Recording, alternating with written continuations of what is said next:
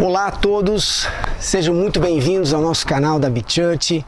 Sintam-se em casa, que bom que você está aqui sendo igreja conosco, ok?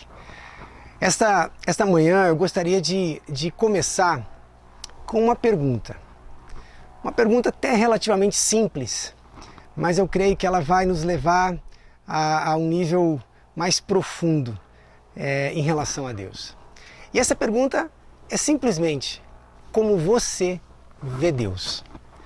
Como você enxerga? Como você concebe Deus? E eu pergunto isso exatamente porque parece que ter uma ideia em relação a Deus, uma imagem para Deus, parece não ser uma tarefa para nós, homens, na verdade, para a humanidade. Aliás, eu vejo que Deus mesmo se encarregou de não dar ideias, de não promover essa parte para a humanidade, quando ele mesmo disse lá para Moisés e para todo o povo no Egito: não farás para si imagem de escultura, nem semelhança alguma do que há nos céus, debaixo da terra, ou mesmo nas águas debaixo da terra. Ou seja, Deus mesmo não parece querer inspirar esse tipo de conceito em relação a si mesmo. Mas o homem, de alguma forma, parece sempre querer buscar um Deus visível, um Deus palpável, para satisfazer talvez o seu gosto e, infelizmente, eventualmente, ele acaba criando alguns bezerros de ouro, não é verdade? Mas, de novo, voltamos à pergunta: como que você enxerga Deus?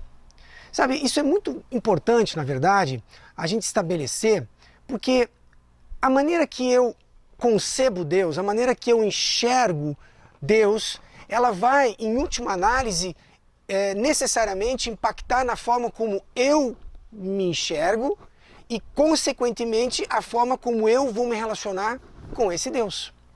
Quer ver só? Se eu imagino um Deus que é um juiz, sabe, um sujeito que está sentado no seu trono de glória e está pronto para me julgar, está pronto para decidir por minha condenação ou pela minha absolvição. Então, necessariamente, se eu concebo essa imagem em relação a Deus, eu naturalmente assumo a postura de réu. Do ponto de vista, né, da linguagem jurídica, alguém sub judice, que é alguém que se encontra à espera de uma decisão judicial, alguém que está simplesmente à mercê de uma decisão de um juiz ou de uma corte. E agora, concorda comigo que terrível seria uma vida baseada nesse conceito? Ainda mais se nós tendemos a nos pré-julgar baseados na perfeição desse Deus, desse juiz. Quer dizer, um juiz que tem uma escala absolutamente inatingível, humanamente falando. Eu pensaria como réu: quem de nós poderá sair absolvido por tal juiz? Conclusão: seríamos todos invariavelmente condenados se tivéssemos essa imagem de um Deus como um juiz. E não importa o que eu poderia dizer em minha defesa, o que eu poderia fazer, já que eu nunca estaria à altura deste juízo. Quando, na verdade, Deus já fez toda a sua justiça, toda a justiça necessária e possível, quando ele levou sobre si mesmo, sobre Jesus, todo o nosso pecado e morreu naquela cruz. Dessa maneira, realmente, não há nada que eu ou você ou qualquer um possa fazer para promover justiça ou qualquer tipo de defesa em relação a ele.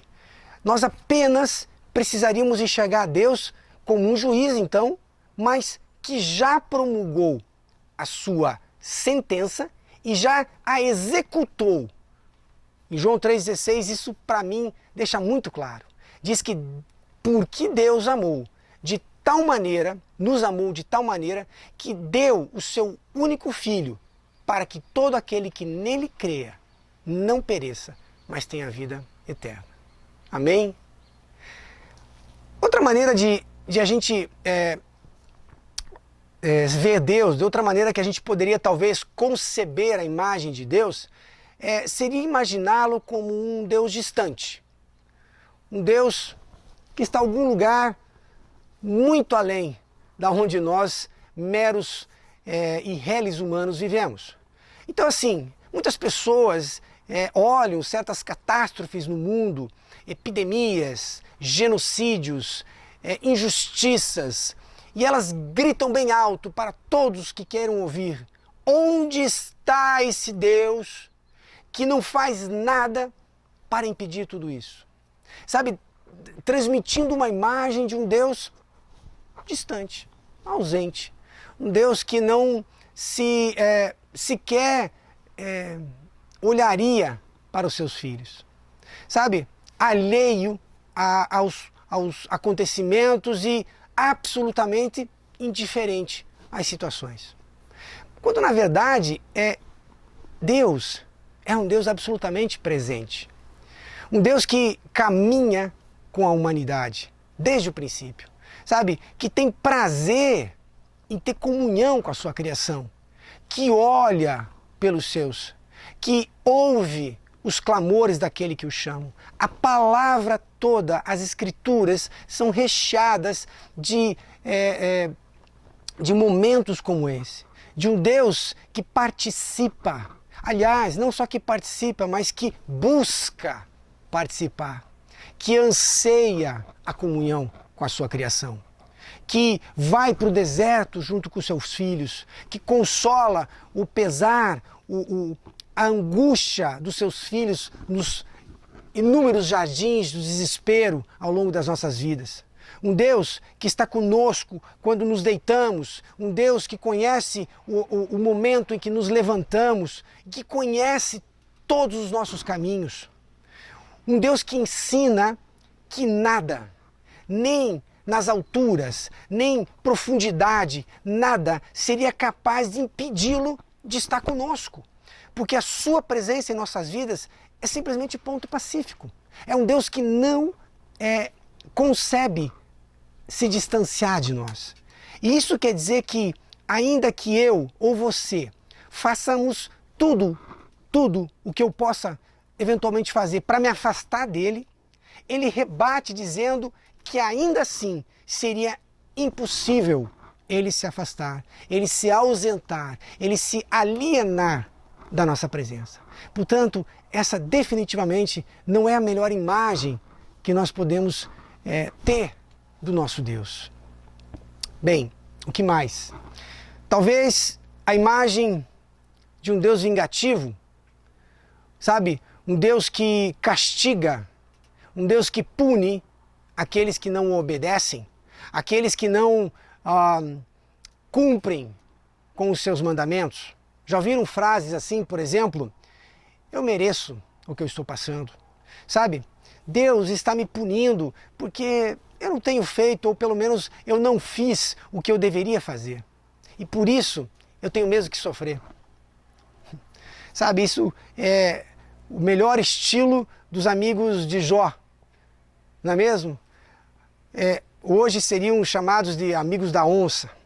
Bom, esses caras, para quem não conhece bem a história, eles vieram visitar Jó após tudo o que aconteceu com esse homem. E na verdade, tudo de pior. Ele perdeu os seus filhos, ele perdeu na verdade toda a família, com exceção da esposa, que eu acho que no caso dele foi para deixar a situação dele ainda mais complicada, porque quem conhece a história sabe, né? Pensa uma mulherzinha complicada, mas enfim.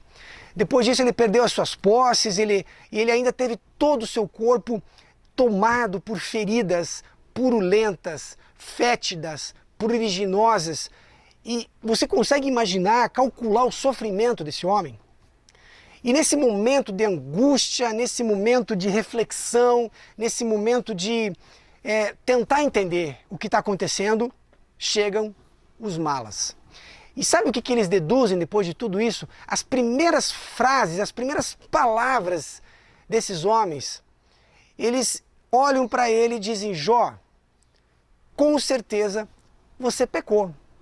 com certeza você desagradou a Deus. Com certeza você pisou na bola com Deus.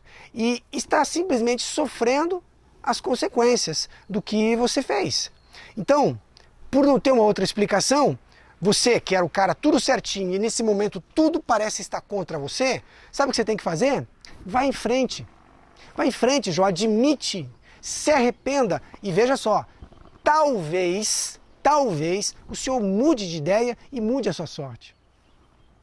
Bom, quem tiver interesse de conhecer o final dessa eletrizante história, que verdadeiramente é uma das melhores descrições de relacionamento entre o homem e Deus, você deve ler o livro de Jó todo, mas pelo menos a partir do capítulo 40, porque realmente ali nós temos uma prova muito grande do que significa um Deus relacional, de um Deus que se vê, né? Mas esse é assunto para um outro momento. O que eu quero colocar aqui é que viver achando que tudo que nós sofremos, que todo mal, que tudo que de mal possa eventualmente acontecer em nossas vidas, decorre de um castigo, decorre de uma punição, ou mesmo de uma vingança de Deus sobre nós, é francamente um pensamento miserável. Porque dessa forma nós nos tornaríamos vítimas de um sistema divino que anularia por si só, em primeiro lugar, com a nossa autorresponsabilidade. Ou seja, daquilo que diz respeito a nós unicamente. Seria como se nós não tivéssemos autonomia para tomar decisões. Sabe? Sermos livres, termos efetivamente o nosso livre-arbítrio. Aliás, essa é uma capacidade inerente ao homem, desde a criação, e que acabou levando a humanidade toda à queda, exatamente por tomar uma decisão errada. E principalmente, creio eu, por não assumir a responsabilidade por esse fato. Vocês lembram o que Adão responde a Deus quando ele é confrontado, melhor dizendo, a respeito do seu pecado, a respeito do seu erro? Ele diz assim: eu desobedeci porque a mulher que o Senhor me deu me fez pecar. Ou seja, dessa maneira, com essa afirmação, a culpa recai sobre Deus. E as consequências são, portanto, decorrentes do castigo de Deus para aqueles que não fazem o que Ele manda. Sabe, se eu tiver essa mentalidade, eu vou pensar: coitadinho do Adão e da Eva, que Deus mais punitivo, que simplesmente não os perdoou, que simplesmente não, relevou, foi apenas um erro. Poxa, será que era para tanto? Que Deus mais vingativo. Bom, se eu começo a imaginar isso, eu estou trazendo para cima de mim uma mentalidade, entre aspas, de coitadice. Sabe o que meu pai costumava dizer? Ele dizia para mim assim: Sandro, o combinado é justo. O que quer dizer com isso? O que eu quero dizer é que não era novidade nenhuma para Adão e Eva a consequência do seu ato. Sabe, Deus deixou claro, desde o início, claríssimo. Ele disse lá em Gênesis, no capítulo 2, no verso 16 e 17, de toda a árvore do jardim comerás livremente, mas da árvore do conhecimento do bem e do mal não comerás. Por quê? Veja a consequência. No dia em que dela comeres, certamente morrerás. Havia, portanto, um acordo. Havia, portanto, toda uma ordem expressa, clara, de ação e reação, de ação e consequência. Aliás, é interessante que a própria Eva, ela repete essa frase para a serpente naquele processo todo de convencimento que a serpente estava tendo com a Eva. Come, não come, come, não come. Ela mesma reproduz isso. Mas Deus disse que não deveríamos comer porque se comêssemos, certamente morreríamos. Então, eu posso deduzir claramente que eles sabiam totalmente das consequências e que o combinado era claro. Sabe, eu quero citar aqui ainda uma passagem lá em Deuteronômio no capítulo 30, que para mim ela encerra, ela descreve muito bem essa doutrina do livre-arbítrio, sabe? As suas consequências, o que está envolvido na forma como Deus age em relação às suas ações, em relação ao cumprimento, né, das consequências, não do castigo de Deus sobre as nossas vidas, mas de um nível de consequência sobre as nossas ações. É disso que se trata. Vamos lá comigo. A gente vai ler rapidamente do verso 15 ao verso 19 do capítulo 30. Nesse momento, em Deuteronômio, há uma revisão, digamos assim, da lei, e nesse momento Moisés está colocando todo o processo da aliança entre Deus e o povo. E ele fala sobre as bênçãos e as maldições. Ele fala exatamente sobre as escolhas que cada um de nós, enquanto povo de Deus, devemos e podemos fazer, e as consequências de cada escolha. E no versículo 15, ele praticamente conclui esse raciocínio, essa exposição, e ele diz assim, acompanhe comigo, por favor. Vê que proponho hoje a vida e o bem, a morte e o mal. Se guardares o mandamento que hoje te ordeno, que ames o Senhor, teu Deus, ande nos seus caminhos e guarde os seus mandamentos e os seus estatutos e os seus juízos, então viverás e te multiplicarás. E o Senhor teu Deus te abençoará na terra a qual passas para possuí-la. Porém, verso 17, se o teu coração se desviar e fores seduzido e te inclinares a outros deuses e os servires, então hoje te declaro que certamente perecerás. Então, não permanecerás longo tempo na terra a qual vais, passando o Jordão para possuíres. Os céus e a terra tomo hoje por testemunhas contra ti, que eu te propus a vida e a morte, a bênção e a maldição. Deus diz assim, escolhe, pois, a vida, para que vivas tu e a tua descendência. Olha que Deus maravilhoso. Um Deus que apresenta uma possibilidade de escolha. Um Deus que não produz meros adoradores sem escolha, sem qualquer tipo de opção. Um Deus que se apresenta como alguém disposto a se colocar entre escolhas que nós, meros humanos, possamos fazer. Um Deus que se rebaixa, digamos assim, a esse nível. E ele diz assim, quase que como um clamor, por favor, escolham o que é certo.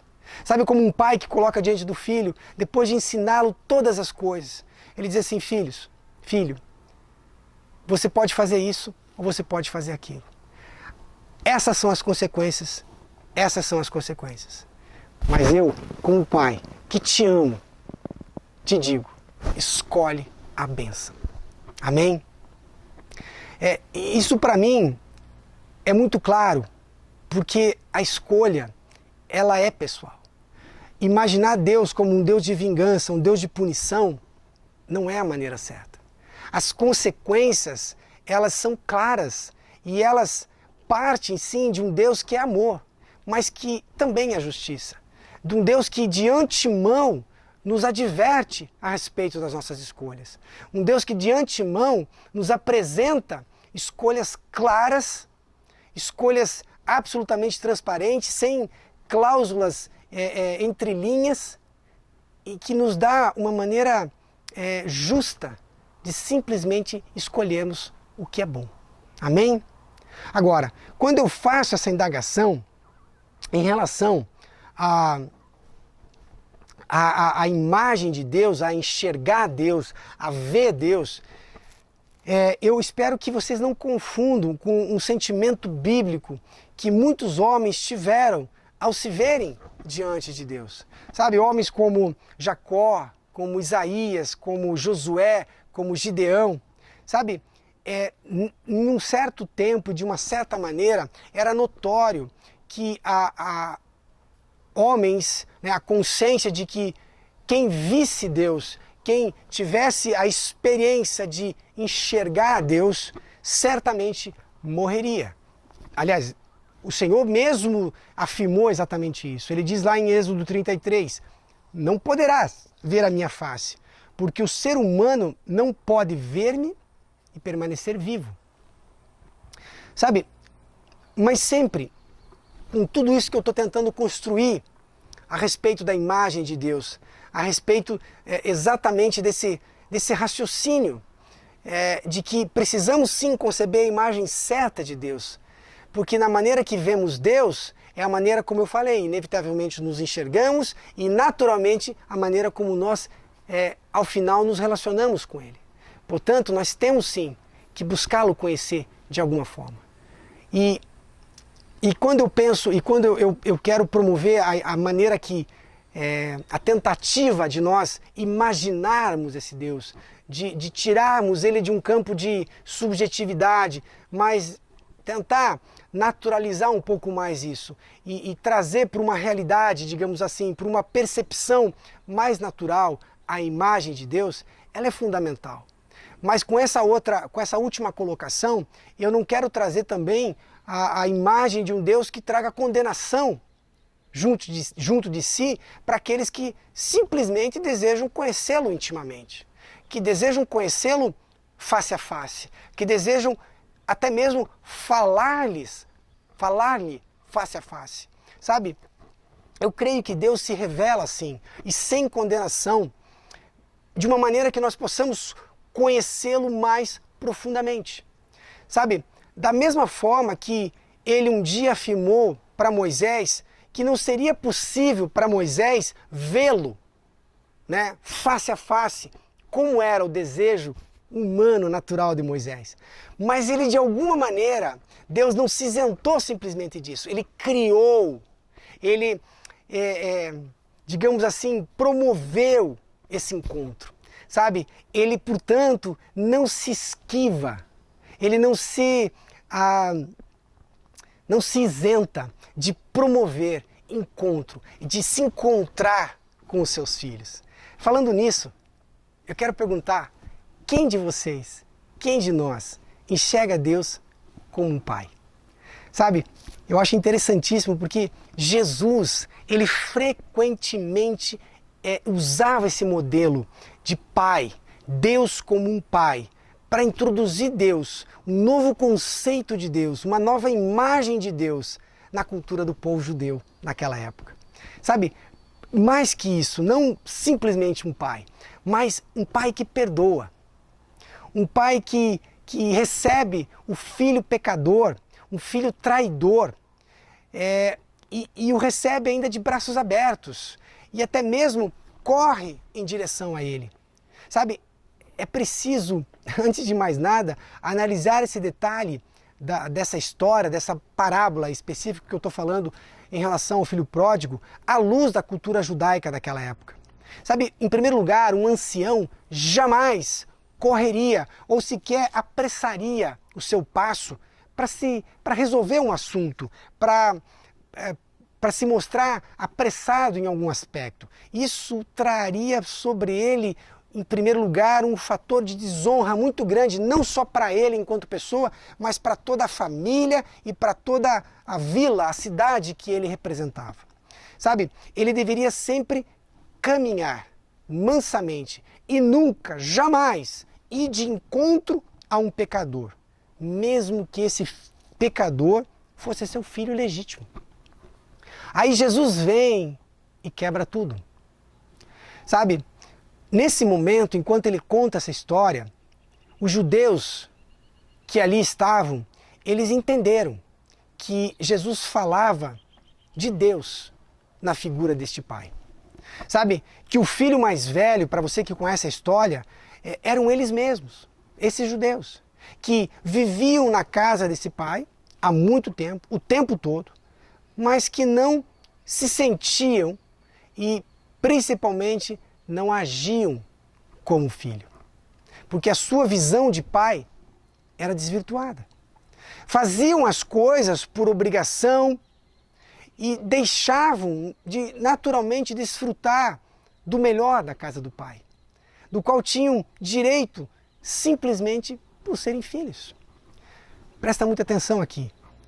A forma como enxergamos Deus reflete na nossa imagem diante dele, de novo, e consequentemente vai afetar o nosso comportamento relacional com Deus. É a terceira vez que eu chamo a atenção de vocês para isso.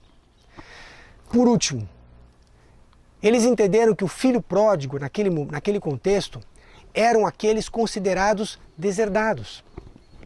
Sabe, aqueles sem direito algum ao perdão. Aqueles que o perdão não haveria, já teria ultrapassado uma escala capaz de ser perdoado, né? E ainda recebendo um perdão, não simplesmente de uma maneira formal, mas de uma maneira extraordinária, com festa e júbilo. Sabe, eles começaram a entender que aqueles que erraram, aqueles que pecaram, e na forma deles verem, Jesus ainda coloca dentro da história pecados que sobrepunham todos os limites. Pecados fora de qualquer medida. Veja, trair o pai, mais tarde comer junto com porcos e da comida desses porcos. Sabe, imagine todo um cenário terrível que colocaria essa pessoa numa posição imperdoável.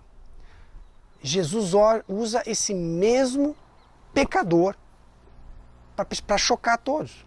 E o que acontece é que Jesus apresenta um pai que corre ao encontro desse filho, que se arrepende e buscou perdão. Jesus estava ali introduzindo um modelo para uma geração habituada para um Deus Pai, mas um Deus Pai autoritário. Sabe, um pai com uma lista enorme de nãos e pronto para detonar com quem fizesse o que ele não tivesse permissão para fazer. Com um desejo pronto para detonar com todo aquele que não cumprisse com esta lista de nãos. Um pai que inclusive tinha limites para o seu perdão, cláusulas para o seu amor. Então era preciso romper com esse padrão. Jesus se apresentando como um filho que é obediente ao Pai, dedicado ao seu Pai, que tem contato com Ele todo o tempo. E de um outro lado, um Deus se manifestando como um Pai que ama e que tem orgulho do Filho, que diz que meu Filho amado, em quem eu me comprazo, um Pai que manifesta o seu amor, que transborda o seu amor, que expõe todo o seu amor pelo seu Filho.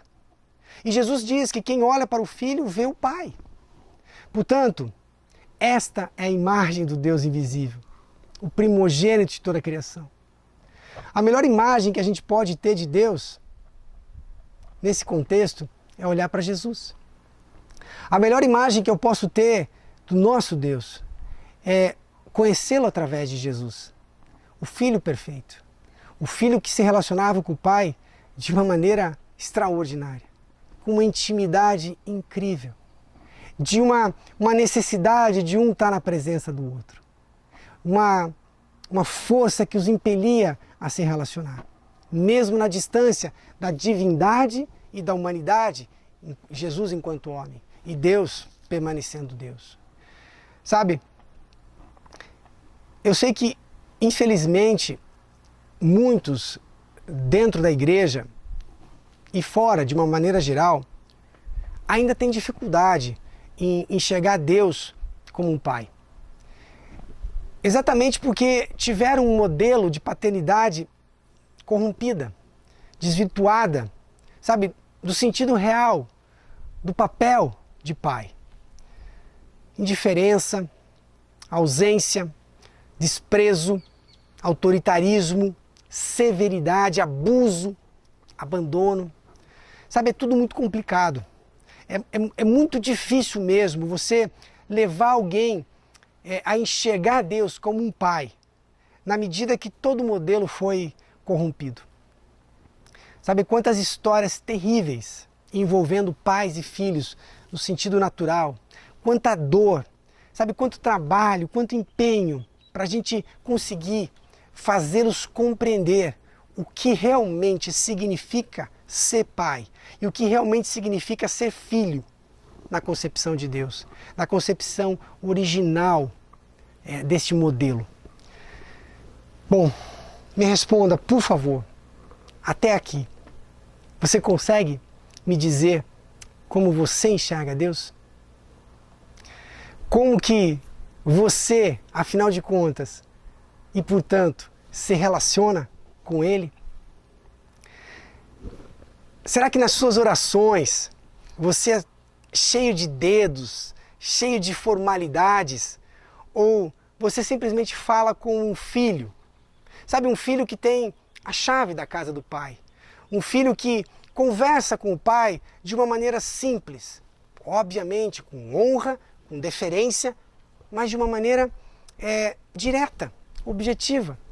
Sabe, você trabalha para ele ou você trabalha com ele? Sabe, você faz parte da família ou você se sente um peixe fora d'água? Sabe, para a gente concluir e talvez para te ajudar a meditar um pouco mais em relação a isso, me permita contar como eu enxergo Deus, como eu vejo Ele.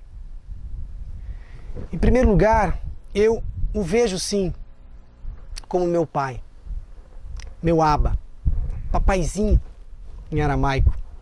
Sabe, porque eu gosto de imaginar que eu me sento no colo dele, que eu me deito nas pernas dele enquanto eu descanso e que eu posso beijar o seu rosto quando eu simplesmente sinto vontade. Sabe, eu vejo Deus também como meu Senhor, porque eu tenho respeito por Ele, eu tenho temor, e porque eu quero, e eu sei que eu preciso cumprir com o que Ele tem planejado para mim, porque eu quero agradar a Ele em tudo que eu puder. Sabe, eu vejo Deus também como meu amigo, porque eu abro meu coração para Ele. Eu sou capaz de reconhecer as minhas fraquezas, as minhas limitações. Eu tenho intimidade com Ele para conversar a meu respeito. Eu vejo Ele junto com isso como meu parceiro. Porque eu, como médico, cirurgião, eu não opero as minhas cirurgias sem antes pedir, sem antes me dirigir a Ele e pedir pelo seu auxílio, a sua parceria. E não só isso, não nesses momentos, mas também em todas as tarefas do meu dia a dia. Mesmo nas mais corriqueiras, eu faço questão de chamar Ele para estar junto comigo. Sabe, eu vejo Ele também como meu companheiro, porque eu não saio de casa, eu não viajo sem antes chamar Ele para vir junto. Eu vejo Ele como meu conselheiro, porque eu dependo dEle. Em tudo, eu busco consultar e querer ouvir a opinião dEle. Qual é o conselho que Ele tem para mim? Mas sabe, queridos, acima de tudo isso, sobre todas essas coisas, eu o vejo simplesmente como meu Salvador. Sabe, porque Ele não poupou esforços para me trazer de volta para Ele. Porque Ele morreu em meu lugar, naquela cruz, e me trouxe de volta para os seus braços, para todo sempre. A pergunta que eu quero deixar para vocês, hoje, com essa mensagem, como você vê Deus? Se você ainda não parou para pensar nisso, eu quero que você possa imaginar como Deus vê você. Porque eu imagino que a partir disso, talvez seja mais fácil você construir a imagem de Deus. E sabe como é que Ele te vê, querido? Como um pai. Como um pai que anseia ter o seu filho junto dele. Pense nisso hoje, pense nisso sempre.